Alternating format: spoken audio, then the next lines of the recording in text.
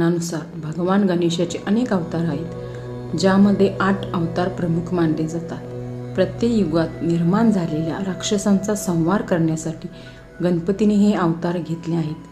श्री गणपतीने कृतयुग म्हणजेच सतयुगात महर्षी कश्यप आणि देवी अदितीकडे महोत्कट विनायकाच्या नावाने जन्म घेतला.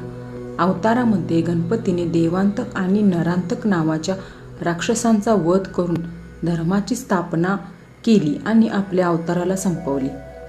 हा अवतार माघ महिन्यातील शुद्ध चतुर्थीला झाला, म्हणून या दिवसाला माघी गणेश जयंती असे म्हणतात. हा गणपतीचा जन्मोत्सव म्हणूनही साजरा होतो. या दिवसाला तिलकुंत चतुर्थी असे म्हटले जाते आणि विनायक चतुर्थी असेही म्हटले जाते. माघ शुद्ध चतुर्थी या तिथीला गणेशाचे तत्व हे नेहमीच्या तुलनेत सहस्रपटीने कार्यरत असते असे मानले जाते. या दिवशी गणपतीला तिळाच्या लाडूंचा नैवेद्य दाखवला जातो आणि गणपतीची आराधना केली जाते.